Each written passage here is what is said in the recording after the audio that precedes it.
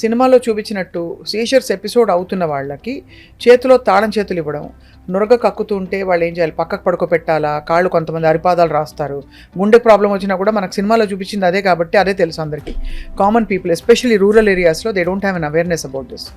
మనిషి అక్కడ పడిపోయాడు అని ఇట్లాంటి ఎపిసోడ్స్ రూరల్ ఏరియాస్లో చాలా వింటూ ఉంటాం. So what is the best thing to do అండి?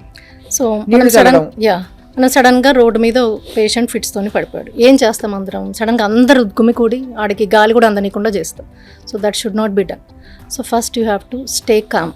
So stay calm. పేషెంట్ని వీలైతే ఒక సేఫ్ పొజిషన్లో, అంటే చుట్టుపక్కల ఏదన్నా షార్ప్ ఆబ్జెక్ట్స్ అవి ఉంటే అలా కాకుండా ఒక సేఫ్ పొజిషన్లో పడుకోబెట్టడం, ఎస్పెషలీ సైడ్ పొజిషన్కి పడుకోబెట్టడం. అండ్ పేషెంట్ని రిలాక్స్డ్గా, అంటే ఇప్పుడు మెడ చుట్టూ టైట్ కాలర్స్, టైస్ ఏమన్నా ఉన్నాయి అనుకోండి, అవి లూజన్ చేయాలి. అండ్ ఎనీ సీజర్ యూజువల్లీ వీలైతే మీరు టైం చూడండి, ఎంతసేపు వరకు సీజర్ వస్తుంది, 1 minute or 2 minutes అన్నది. That is very important. మనం చెయ్యకూడనివి, పేషెంట్ని గట్టిగా పట్టేసుకోవడం, చేతులు కాళ్ళు కొట్టుకుంటున్నాడు, that should not be done. అలా పట్టుకోకండి.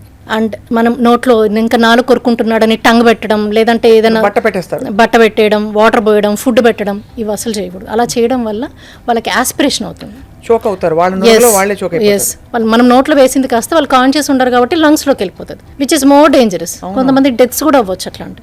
So that should not be done. So తాళాలు పెట్టడం వల్ల ఫిట్స్ అనేటివి తగ్గవు. ఫిట్స్ దానికవే 1-2 నిమిషాల్లో తగ్గుతాయి కాబట్టి అది అలా అవుతుంది, అంతేగాని తాళాలు పెట్టడం వల్ల తగ్గేది. తాళాలు పెట్టకూడదు, నోట్లో ఏం పెట్టకూడదు, బట్ట పెట్టకూడదు, గట్టిగా వెళ్ళి పట్టుకోకూడదు, అందరూ గుమ్మికూడి చేయకూడదు, నీళ్లు కూడా చల్లకూడదు. నీళ్లు చల్లొచ్చు కానీ ఇంకా నోట్లోకి ముక్కులోకి పోయేటట్టు చల్లకూడదు.